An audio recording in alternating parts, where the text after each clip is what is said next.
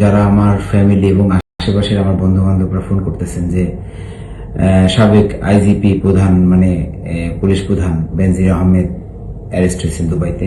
তো প্রথমে বলি এটা সম্পূর্ণ গুজব, আর কেন গুজব ছড়াইছে সেটাও বলি।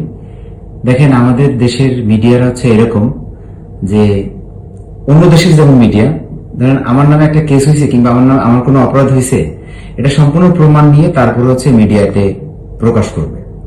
আমাদের দেশে হচ্ছে গরুর পেটে, ঠিক আছে, হাতির বাচ্চা হয়েছে, ছাগলের পেটে হাতির বাচ্চা হয়েছে, এটা কোনোভাবে শুনছে, তো তারা নিউজটা ছাড়ে গোপন সূত্রে কিংবা অমুক সূত্রে জানা গেছে যে গরুর পেটে ছাগলের পেটে হাতির বাচ্চা হয়েছে।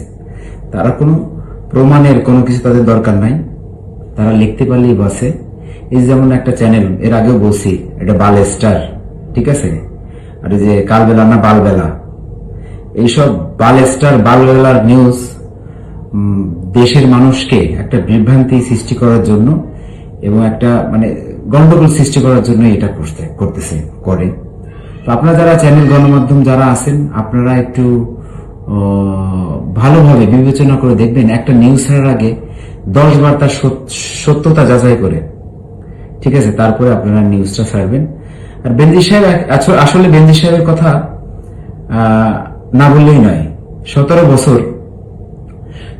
বছর দেশটাকে কত সুন্দরভাবে রাখছিল, মানুষের মনে ভয় ছিল, মানুষের মনে শান্তি ছিল। কি জন্য? মানুষ সুন্দরভাবে রাস্তা চলাচল করতে পারতো, মানুষ পুলিশে ভয় পাইতো, পুলিশ শুনলেই ভয় পাইতো। কি জন্য? মানে মাল সবকিছুর পুলিশে হেফাজত করে রাখতো, বুঝতে পারছেন? তো সেই পুলিশে এখন কেউ ভয় পায় না। এখন নতুন একটা সরকার আসছে, ইনাকে বিভ্রান্তি করার জন্য এই ধরনের কুসংস্কার এবং গুজব ছড়াচ্ছেন। কিছু দুষ্কৃতী আসে, কিছু খারাপ মিডিয়া আছে, সব মিডিয়া তো খারাপ না। তো আমি একটাই কথা বলবো, দেখেন, আমরা ঘুমাই থাকি, পুলিশ কিন্তু ঘুমায় না, জেগে জেগে আমাদের পাহারা দেয়।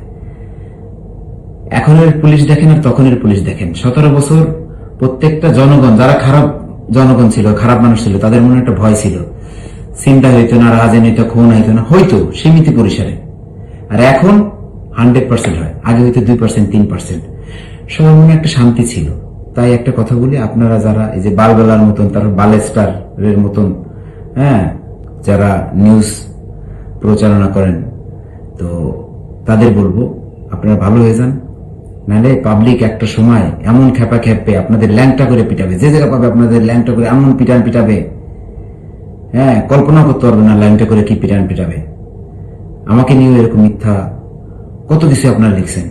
আমি একজন ব্যবসায়িক, আমার এখন এখানে 9টা আউটলেট গোল্ডের, আলহামদুলিল্লাহ, কিন্তু আমি ক্যামেরার সামনে আসি না, আমার দরকার হয় না ক্যামেরার সামনে আসা, প্রয়োজন হয় না, তাই আসি না।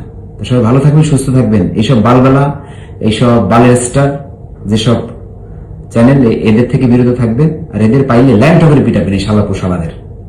এই শালাপোশালা একদম মেয়াদ উত্তীর্ণ গাঁজা খেয়ে এরা আপনার নিউজ মানে বানায়, কারণ ওদের হচ্ছে টিআরপি দরকার। কিছু একটা দিলে টিআরপি মানে মনে করেন পড়ে গেছে, এখন যে কোনো কিছু একটা দিতে হবে টিআরপিতে, বুঝতে পারছেন? তো তাই বলবো যে আপনাদের এই টিআরপির চক্করে, ঠিক আছে, যেভাবে এনসিপির উঠেছিলেন, এই বাল সিপিরে দেশটাকে ধ্বংস করে গেছে, এই যে খানকির পোলারা দেশটাকে পুরো ধ্বংস করে গেছে এনসিপিরা।